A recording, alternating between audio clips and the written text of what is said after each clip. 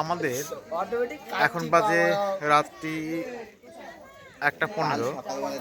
প্রত্যেকটা মানুষ অসুস্থ, পাহাড়ে উঠে তারা বিষণ্ণ ক্লান্ত এবং বিষণ্ণ আর কি। হ্যাঁ, পাটা ফুলে গেছে। ট্রেকিং তো কোনোদিন করেনি, তা ফার্স্ট ট্রেকিং করে আর কি। এই যে এরা সব ব্যস্ত, কেউ হাঁটতে পারছে না, পাটা ফুলে গেছে ইত্যাদি।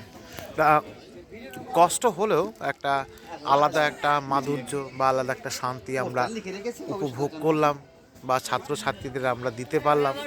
এতেই আমরা খুব খুশি, এবং ওরা ভীষণ উল্লাসিত এবং খুব আনন্দের মধ্যে।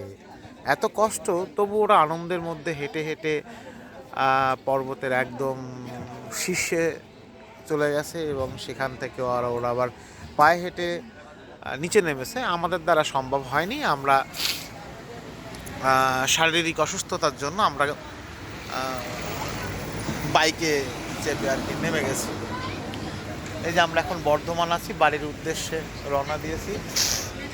তো যাই হোক, পরবর্তী যে আমাদের ট্যুর, পরবর্তী আমাদের ট্যুর বিভৎস হতে চলেছে। আমরা প্রতি বছরই ছাত্রছাত্রীদের নিয়ে যাই। আমাদের দুটো জিনিস থাকে, একটা হচ্ছে ট্যুর,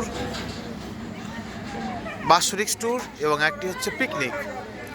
যাই হোক, গুড নাইট সকলকে। 3.5 ঘন্টা।